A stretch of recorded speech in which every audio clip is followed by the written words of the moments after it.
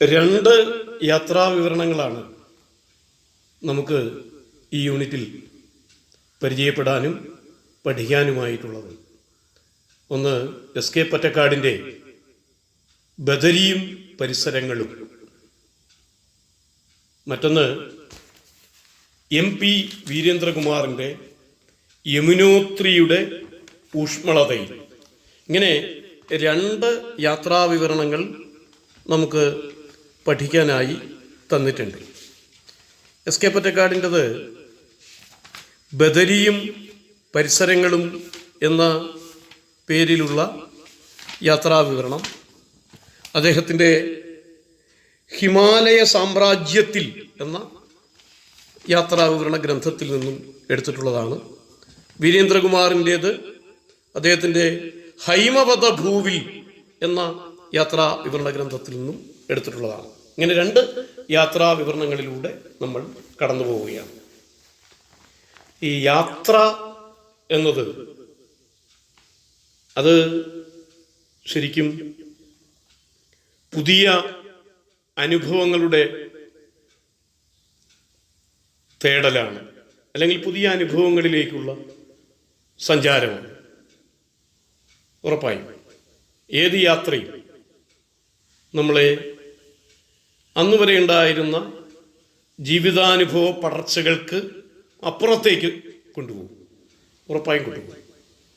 പുതിയ കേൾവികൾ, പുതിയ കാഴ്ചകൾ, പുതിയ മനുഷ്യക്കൂട്ടങ്ങൾ, പുതിയ നദി, പുതിയ കടൽ, പുതിയ കാട്, ഇതൊക്കെ ഇവയെല്ലാം നമ്മൾ ഈ യാത്രയിലൂടെ ചെന്ന് തൊടും.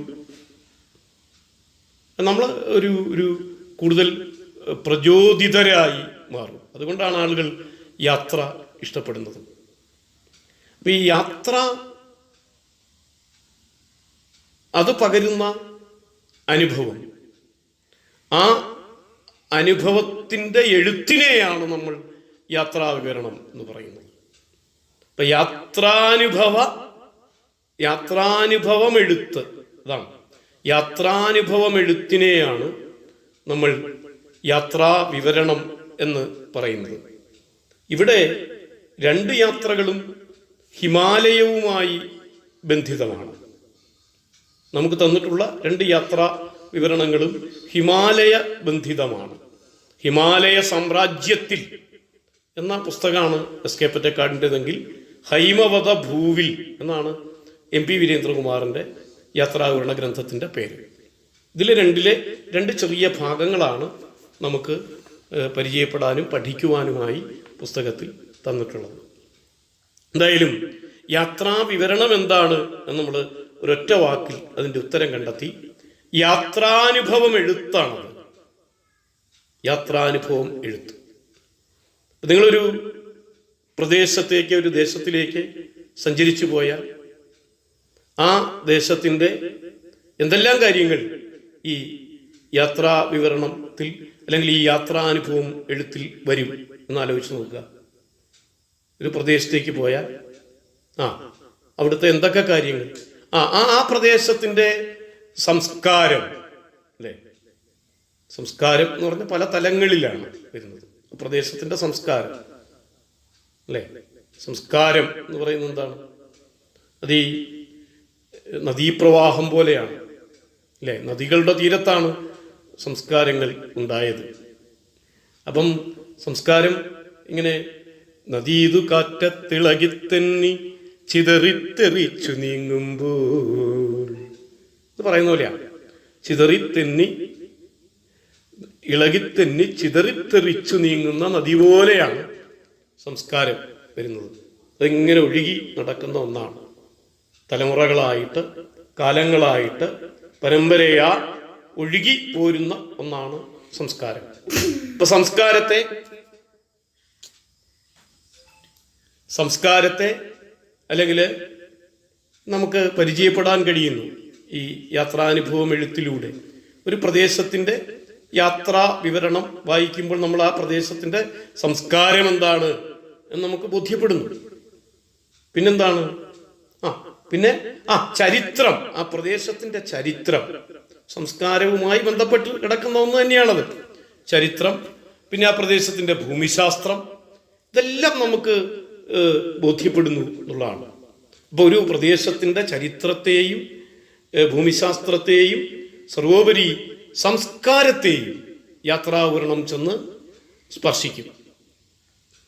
ഈ വെറുതെ ഒരിടത്ത് പോയി അവിടെ ഇപ്പം നമ്മൾ നിലമ്പൂരെ തേക്കുമരം കാണാൻ പോയി, ആ തേക്കുമരത്തിൻ്റെ അവിടുത്തെ ആ സ്ഥലത്തിൻ്റെ വിവരണമാണോ?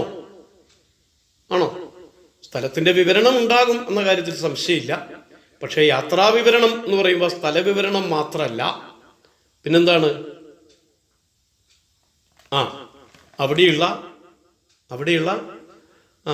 അവിടെ നിലനിൽക്കുന്ന മനുഷ്യജീവിതങ്ങൾ, അവിടെ കഴിഞ്ഞുപോയ മനുഷ്യജീവിതങ്ങൾ, ഇതിൻ്റെയൊക്കെ അടയാളപ്പെടുത്തലുകൾ കൂടിയാണ്.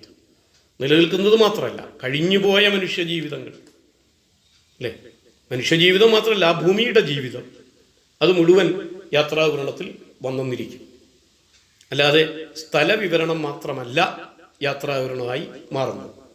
അപ്പം ഇവിടെ ഹിമാലയത്തിലേക്ക് ആണ് 2 യാത്രകൾ. എസ് കെ പൊറ്റക്കാട് നടത്തിയ യാത്ര, അതാണ് നാം ആദ്യം മനസ്സിലാക്കാൻ പോകുന്നത്. ബദരിയും പരിസരങ്ങളും എന്നുള്ള ഭാഗം. എസ് കെ പൊറ്റക്കാട് മലയാളത്തിൻ്റെ ഏറ്റവും വലിയ, ഏറ്റവും ശ്രദ്ധേയനായ യാത്രാ വിവരണകാരനും, യാത്രാവിവരണം മാത്രമല്ല, അദ്ദേഹം നോവലിസ്റ്റും ഒക്കെ ആയിരുന്നു, നമുക്കറിയാം. എസ് കെ പൊറ്റക്കാടിൻ്റെ ഈ ഹിമാലയത്തിലേക്കുള്ള യാത്ര, ബദരിയും പരിസരങ്ങളും എന്ന ചെറിയ ഭാഗത്തിലൂടെ നാം പരിചയപ്പെടുകയാണ്. ശരിക്കും ഈ ബദരി എന്ന് പറയുന്ന ഇടത്തിൽ അവിടെ അളകനന്ദ എന്നൊരു നദി ഉണ്ട്. അളകനന്ദ നദിയുടെ പ്രത്യേകത, അത് മഞ്ഞുരുകി ഉണ്ടായ നദിയാണ്. അപ്പം അത്രയ്ക്ക് തണുപ്പുള്ള നദിയാണ്, മഞ്ഞുരുകിയാണ് അളകനന്ദ എന്ന നദി. ഈ അളകനന്ദ എന്ന നദിയുടെ തീരത്ത് അലൂമിനിയം ക്യാമ്പ് എന്നൊരു ഭവനമുണ്ട്. അവിടെ എസ് കെ പൊറ്റക്കാടും അദ്ദേഹത്തിൻ്റെ സുഹൃത്തുക്കളും എത്തുന്നു. അങ്ങനെയാണ് ബദരിയിൽ എത്തുന്നത്. ബദരിയിലെ പ്രധാന നദിയാണ്. നോക്കൂ, ഒരു പ്രദേശത്തെ പറ്റി പറയുമ്പം ആ പ്രദേശത്തിൻ്റെ ഏറ്റവും വലിയ പ്രത്യേകതകളിലൊന്നായി, സാംസ്കാരിക പ്രത്യേകതകളിലൊന്നായി നദി വരുന്നു. അതുകൊണ്ടാണ് അളകനന്ദ എന്ന് പറയുന്ന നദി. ആ നദിയുടെ തീരത്ത് അലൂമിനിയം ക്യാമ്പ് എന്ന ഭവനം, ആ ഭവനത്തിൽ ഇവർ എത്തുകയാണ്, എസ് കെ പൊറ്റക്കാടും സുഹൃത്തുക്കളും. അപ്പം അവിടെ എത്തുമ്പോൾ അവരെ അവിടെ സ്വീകരിക്കാനായിട്ട് ഒരു പട്ടാളക്കാരൻ നിൽക്കും എന്ന് പറഞ്ഞിരുന്നു നേരത്തെ. അവരെ സ്വീകരിച്ച് അവർക്ക് വേണ്ട കാര്യങ്ങൾ ചെയ്തു കൊടുക്കാൻ ഒരു പട്ടാളക്കാരനുണ്ടാകും എന്ന് നേരത്തെ പറഞ്ഞിരുന്നു. പക്ഷേ ഇവരവിടെ ചെല്ലുമ്പം കാണുന്നത് അങ്ങനെ ഒരു പട്ടാളക്കാരനെ അവിടെ കാണുന്നില്ല. അവിടെ ശൂന്യമായ ഒറ്റയാൾ പോലും ഇല്ലാത്ത ഈ അലൂമിനിയം ക്യാമ്പിലേക്കാണ് അവർ ചെന്നു ചേരുന്നത്. നോക്കുക, പട്ടാളക്കാരനെ കാണുന്നില്ല. അപ്പം വീടിൻ്റെ ആ ഭവനത്തിൻ്റെ പുറത്തെ വരാന്തയിൽ ഇരുന്നിട്ട്, ഈ നദിയുടെ തീരത്താണെന്ന് പറഞ്ഞിട്ട് നദിയുടെ മറുകരയിലേക്ക് എസ് കെ പൊറ്റക്കാടും സുഹൃത്തുക്കളും നോക്കുകയാണ്. മറുകരയിലേക്ക് നോക്കുന്നു. അപ്പോൾ അവിടെ നിന്നാണ് സുന്ദരമായ ചില ദൃശ്യങ്ങൾ കാണാനാവുന്നു. ഇവിടെയാണ് യാത്രാവിവരണം സംസ്കാരത്തിൽ ചെന്ന് തൊടുന്നു എന്ന് പറയുന്നത്. അവിടെ നോക്കുമ്പോൾ കാണുന്നത്, എസ് കെ വിവരിക്കുന്നുണ്ട്, ബദരിയിലുള്ള ബദരി നാരായണ ക്ഷേത്രം, നീലകണ്ഠ ശൈലം ഒക്കെ സാംസ്കാരിക പ്രാധാന്യമുള്ള ഇടങ്ങളാണ്. ഇതെല്ലാം കാണുകയാണ്. ബദരി നാരായണ ക്ഷേത്രം, നീലകണ്ഠ പർവ്വതം, ഇതൊക്കെ അദ്ദേഹം കാണുന്നു. ഒപ്പം ഈ ക്യാമ്പിൻ്റെ പിറകിലേക്ക് നോക്കിയപ്പോൾ, ഇത് മുന്നിൽ നദിക്കരയുടെ അപ്പുറത്ത് കണ്ടതാണ് ക്ഷേത്രമൊക്കെ, എന്നാൽ പിറകിലേക്ക് നോക്കിയപ്പോൾ ഒരു വലിയ മണ്ഡപം കാണുന്നു. ആ മണ്ഡപം ശരിക്കും എസ് കെ പറയുന്നത് പൗരാണിക സ്മരണകളുടെ പൂങ്കാവനം എന്നാ പറയുക. ഒരുപാട് പുരാണത്തിൻ്റെ സ്മരണകൾ, ഓർമ്മകൾ ഒഴുകി നടക്കുന്ന ഇടമാണ് അത്രേ അവിടം. അവിടെ ആ മണ്ഡപത്തിലുള്ള ഒരു ഗുഹയുണ്ട്. ആ ഗുഹയിലിരുന്നാണത്രേ വ്യാസൻ മഹാഭാരതം രചിച്ചത്. നോക്കൂ, ഇത്തരം ഐതിഹ്യങ്ങൾ ചരിത്രത്തിന്റെ കുപ്പായമിട്ട് കടന്നു വരും. നോക്കൂ, ആ പൂങ്കാവനം, പൗരാണിക സ്മരണകളുടെ പൂങ്കാവനം, ഒരു മണ്ഡപം കാണുന്നു. ആ മണ്ഡപത്തിന്റെ അവിടെ ഒരു ഗുഹയുണ്ട്. ആ ഗുഹയിലിരുന്ന് വ്യാസൻ മഹാഭാരതം രചിച്ചു. വേദങ്ങൾ പകുത്തതും അവിടെ വെച്ച് തന്നെയാണ്. സാക്ഷാൽ ശങ്കരാചാര്യർ ഈ മണ്ഡപത്തിൽ വന്നിട്ടുണ്ട്. നോക്കൂ, ഭാരതീയമായ സാംസ്കാരിക ജീവിതത്തിന്റെ, ഭാരതീയമായ സാഹിത്യ ജീവിതത്തിന്റെ ഇരിപ്പിടമായി മാറുന്നു ഈ മണ്ഡപം. ഇങ്ങനെയാണ് യാത്രാവിവരണത്തിൽ സംസ്കാരത്തിന്റെ സൂചനകൾ കടന്നു വരുന്നത്. കൃത്യമായിട്ട് എസ് കെ പൊറ്റക്കാട് അത് ഈ പാഠഭാഗത്തിൽ നമുക്ക് കാട്ടിത്തരുന്നുണ്ട്. ഇനി ഇതിനകത്ത് മറ്റൊരു കാര്യം കൂടി ചർച്ച ചെയ്യാനുണ്ട്. ആദ്യമേ നമ്മൾ പറഞ്ഞു, ഇതിൻ്റെ ഒരു സംഭവം തുടങ്ങുമ്പോൾ തന്നെ അവിടെ ഒരു പട്ടാളക്കാരൻ അവിടെ കാത്തു നിൽക്കാമെന്ന് പറഞ്ഞിരുന്നു. അയാൾ അവിടെ ഇല്ല എന്നുള്ള കാര്യം പറഞ്ഞു. സൂര്യപ്രകാശ് എന്നാണ് അയാളുടെ പേര്.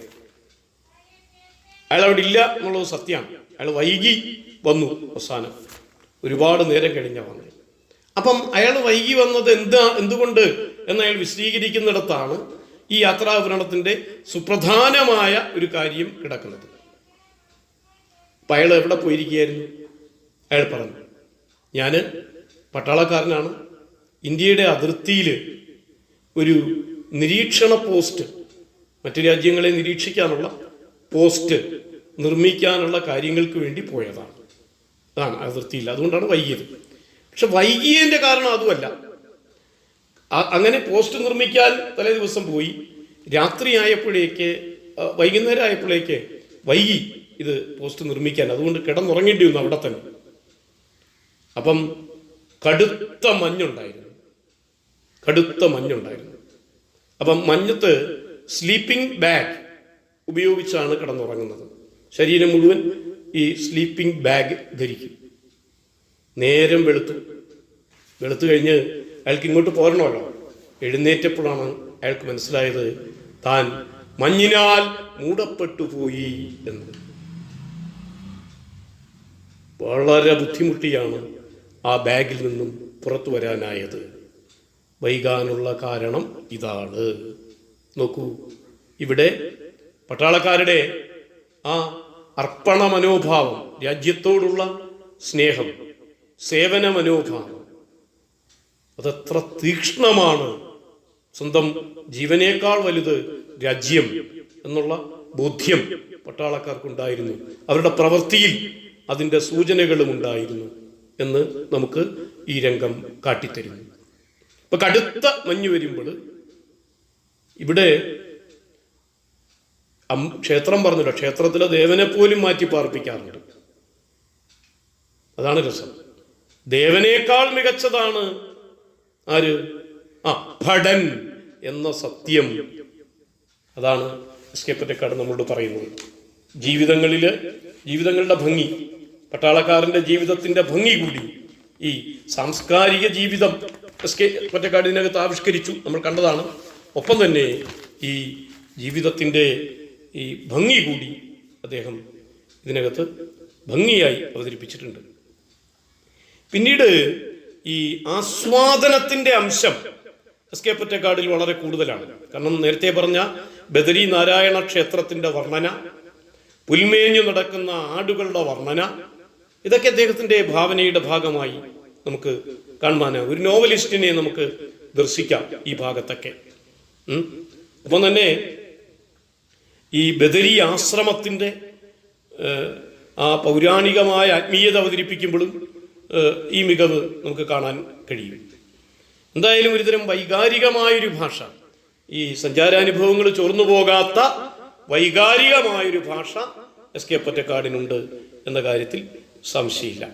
ആത്മാംശം നിറഞ്ഞു നിൽക്കുന്നതുമാണ്. അത് യാത്രാവിവരണത്തിൻ്റെ പൊതു പ്രത്യേകത കൂടിയാണ്.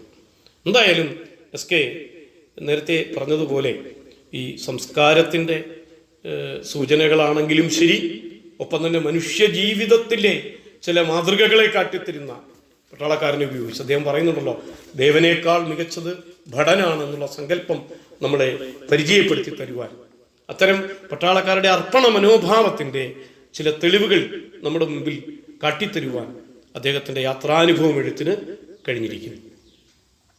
അടുത്തത് ഹിസ്റ്റോറിക്കലാണ്.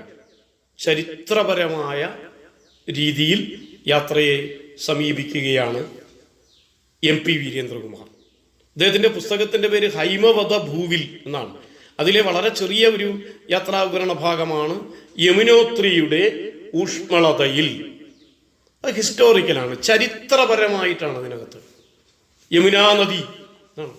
യമുനാ നദിയുടെ ചരിത്രപരമായ പ്രസക്തിയും പ്രാധാന്യവും നമുക്ക് ഈ യാത്രാവിവരണ ഭാഗത്തിൽ നിന്ന് മനസ്സിലാക്കാനാവും. അപ്പോൾ യമുനാ നദിയുടെ തീരത്തുള്ളതാണ് യമുനോത്രി ക്ഷേത്രം. ആ യമുനോത്രി ക്ഷേത്രം ആത്മീയ വിശുദ്ധിയുള്ള ഒരു തീർത്ഥാടന കേന്ദ്രമാണ്. പലരും അവിടെ തീർത്ഥാടനത്തിനായി എത്തുന്നു. അതിൻ്റെ ഒരു പ്രത്യേകത ഈ നല്ല തണുപ്പാണ് എന്നുള്ളതാണ്. കടുത്ത വേനൽക്കാലത്ത് പോലും നല്ല തണുപ്പാണ്. അതാണ് യമുനോത്രിയുടെ പ്രത്യേകത. ജയ്പൂരിലെ മഹാറാണിയായിരുന്ന ഗുലാരിയ 19-ാം നൂറ്റാണ്ടിൽ നിർമ്മിച്ച ഈ ക്ഷേത്രം, അതിലെ പ്രതിഷ്ഠ യമുനാ ദേവിയാണ്. ക്ഷേത്രം പിന്നീട് 2 തവണ തകർന്നു പോയെങ്കിലും പിൽക്കാലത്ത് അത് പുതുക്കി പണിയുകയാണ് ഉണ്ടായത്. 19-ാം നൂറ്റാണ്ട്, 2 നൂറ്റാണ്ട് മുമ്പ് ജയ്പൂരിലെ മഹാറാണിയായിരുന്ന ഗുലാരിയ ആണ് ഈ യമുനാ ദേവിയെ പ്രതിഷ്ഠിച്ചുകൊണ്ട്. അപ്പം യമുനാ നദിയുടെ തീരത്താണിത്. യമുനാ നദിയുടെ ജീവിതം വീരേന്ദ്രകുമാർ ആവിഷ്കരിക്കുന്നുണ്ട്. കാളിന്ത് എന്ന് പറയുന്ന പർവ്വതത്തിൽ നിന്നാണ് ഈ നദി ആരംഭിക്കുന്നത്. അതിൻ്റെ ഉത്ഭവം അവിടെ നിന്നാണ്. 800 കിലോമീറ്റർ അത് താണ്ടി അവസാനം അലഹാബാദിൽ എത്തിയപ്പോൾ അവിടെ വെച്ച് അത് ഗംഗയുമായി കൂട്ടുമുട്ടി. അപ്പൊ ഭൂഗർഭത്തിലൂടെ ഒഴുകിയെത്തിയ സരസ്വതിയും ഒപ്പം ഉണ്ടായിരുന്നു. അങ്ങനെ ആ പുണ്യസ്ഥലം, ആ കൂട്ടിമുട്ടിയ പുണ്യസ്ഥലം, 3 പേരുമുണ്ട്, യമുനയും ഗംഗയും സരസ്വതിയും. ആ സ്ഥലമാണ് ത്രിവേണി സംഗമം എന്ന് വിളിക്കുന്നത്. സംഗമം ത്രിവേണി സംഗമം. യമുനാ നദിയുടെ ജീവിതം, അതായത് കളിന്ത് പർവ്വതത്തിൽ നിന്നും തുടങ്ങി 800 കിലോമീറ്റർ യാത്ര ചെയ്ത് യമുനാ നദി ഗംഗയുമായി കൈകോർത്തു അലഹബാദിൽ. അപ്പോൾ ഭൂഗർഭത്തിലൂടെ ഒഴുകി സരസ്വതി നദിയുമെത്തി ത്രിവേണി സംഗമം. ഇത്തരം ഹിസ്റ്റോറിക്കലായ കാര്യങ്ങൾ, ഭൂമിശാസ്ത്രപരമായ കാര്യങ്ങൾ. യമുനോത്രിക്ക് തൊട്ടരികിലുള്ളതാണ് ഉഷ്ണജല പ്രവാഹങ്ങൾ, ഒരുപാടുണ്ട്. ഭയങ്കരമായ തണുപ്പാണ് എന്ന് പറഞ്ഞെങ്കിലും ഒരുപാട് ഈ കൊടും തണുപ്പിലും വെള്ളം ചൂട് പിടിക്കുന്നുണ്ട്. അതാണ് ഉഷ്ണജല പ്രവാഹങ്ങൾ. കാരണം അവിടെ സമൃദ്ധമായി സൾഫർ ഉണ്ടായിരുന്നു, ഗന്ധകശേഖരമുണ്ടായിരുന്നു. അതുകൊണ്ടാണ് കൊടുംതണുപ്പിലും വെള്ളത്തിന് ചൂട്. നോക്കൂ, ഉഷ്ണജല പ്രവാഹങ്ങൾ. യമുനോത്രിക്ക് അടുത്ത് ഒരുപാട് ഉഷ്ണജല പ്രവാഹങ്ങളുണ്ട്. അതിൽ ഏറ്റവും പ്രധാനപ്പെട്ട ഒന്നാണ് സൂര്യകുണ്ട് എന്ന് പറയുന്ന ഉഷ്ണജല പ്രവാഹം. അവിടെ ഈ തുണിയിൽ നമ്മൾ കുറച്ച് അരി കൊണ്ടിട്ടാൽ വേറൊന്നും വേണ്ട, തീയെത്തിക്കൊന്നും വേണ്ട, ചോറായിട്ട് മാറും അപ്പം തന്നെ. ഈ നേരത്തെ പറഞ്ഞ യമുനോത്രി ക്ഷേത്രം ഉണ്ടല്ലോ, യമുനാദേവിയുടെ പ്രസാദം ഈ ചോറാണ്. അവിടെ കൊണ്ട് അരിയിട്ടാൽ മതി. ഈ സൂര്യകുണ്ട് എന്ന് പറയുന്ന ഈ ഉഷ്ണജല പ്രവാഹത്തിൽ അവിടെ കുറച്ച് അരി വെച്ചാൽ അപ്പം തന്നെ അത് ചോറായിട്ട് വരും. അതാണ് യമുനോത്രി ക്ഷേത്രത്തിലെ യമുനാദേവിയുടെ പ്രസാദം ആയി. അപ്പം അങ്ങനെ ഈ നദിയുടെയും ക്ഷേത്രത്തിൻ്റെയും ഒക്കെ ചരിത്രപരമായ വശങ്ങളും ഭൂമിശാസ്ത്രപരമായ പ്രത്യേകതകളുമെല്ലാം ഈ MP വീരേന്ദ്രകുമാറിൻ്റെ യാത്രാവിവരണത്തിൽ കടന്നു വരുന്നു. ഈ ചരിത്രം തിരയുന്നതിനിടയിൽ അദ്ദേഹം ചില ഐതിഹ്യങ്ങളിലും ചെന്നു മുട്ടുന്നുണ്ട്. അതായത് ഈ യമുനോത്രിയിലെ പാറക്കെട്ടുകൾക്കിടയിൽ നിന്ന് ഒഴുകി വരുന്ന ഒരു അരുവിയെക്കുറിച്ച്, ആ അരുവി ഗംഗയാണെന്നാണ് വിശ്വസിക്കുന്നത്. ആ ഒരു ഐതിഹ്യ കഥ അദ്ദേഹം പറയുന്നുണ്ട്. ഇതൊക്കെ അവിടെ നിന്ന് ലഭ്യമാകുന്നതാണ്. യാത്ര ചെയ്യുമ്പോൾ ഐതിഹ്യങ്ങളൊക്കെ അവിടുത്തെ ജനതയുമായിട്ടുള്ള കമ്മ്യൂണിക്കേഷനിലൂടെ, സംവേദനത്തിലൂടെ ലഭ്യമാവുന്നതാണ് പലപ്പോഴും ഇത്തരം ഐതിഹ്യങ്ങളൊക്കെ. അദ്ദേഹം അവിടെ ചെന്നിട്ട് മനസ്സിലാക്കിയ ഒരു കാര്യം, ഈ യമുനോത്രിയില് ഈ അവിടെ ഇരുന്ന് തപസ് ചെയ്ത ഒരു മുനി ഉണ്ടായിരുന്നു, അസിത മുനി. അതിൽ ഇടയ്ക്കിടയ്ക്ക് ഗംഗാനദിയിൽ പോയി കുളിക്കുമായിരുന്നു. അങ്ങനെ അവസാനം ഇയാൾക്ക് പ്രായമായി, അപ്പൊ ഇയാൾക്ക് പോകാൻ പറ്റാതായി. അപ്പോൾ ആ യമുനോത്രിയുടെ പാറക്കെട്ടുകൾക്കിടയിലൂടെ ഒരു ചെറിയ അരുവി വരുന്നുണ്ട്. അത് ഗംഗാനദി ഇയാളെ തേടി, ഈ അസിതമുനിയെ തേടി വരികയാണ്. ഇങ്ങനെ അവിടെയുള്ള ആളുകൾ വിശ്വസിച്ചു പോന്നിരുന്നു. ഗംഗാനദിയാണ് ഈ അരുവി എന്നവർ വിശ്വസിച്ചു പോന്നിരുന്നു. ഇത്തരം ഐതിഹ്യങ്ങളുടെ സൂചനകളും അസിതമുനിയുടെ ഐതിഹ്യത്തിൻ്റെയൊക്കെ സൂചനയും വീരേന്ദ്രകുമാറിൻ്റെ ഈ യാത്രാവിവരണ ഗ്രന്ഥത്തിലുണ്ട്. ഭാവനാപരമായ മികവായിരുന്നു നമ്മൾ നേരത്തെ ഈ എസ്.കെ. പൊറ്റക്കാടിൻ്റെ യാത്രാവിവരണത്തിൽ പ്രധാനമായും കണ്ടത്. സംസ്കാരത്തിൻ്റെ സൂചനകളൊക്കെ കണ്ടു. പക്ഷെ ഇവിടെ അങ്ങനെയല്ല. ഇവിടെ ശരിക്കും വിജ്ഞാനത്തിനാണ് പ്രാധാന്യം കൊടുക്കുന്നത്. നദിയുടെയും ദേശത്തിൻ്റെയും എല്ലാം ചരിത്രം തേടിപ്പോകാൻ തയ്യാറാവുന്ന രീതി MP വീരേന്ദ്രകുമാർ പ്രദർശിപ്പിക്കുന്നുണ്ട്. വിജ്ഞാനത്തിന് പ്രാധാന്യം കൊടുക്കുന്ന, ചരിത്രപരമായ കാര്യങ്ങൾക്ക് പ്രാധാന്യം കൊടുക്കുന്ന യാത്രാവിവരണമായി MP വീരേന്ദ്രകുമാറിൻ്റെ യാത്രാവിവരണം മാറുന്നു.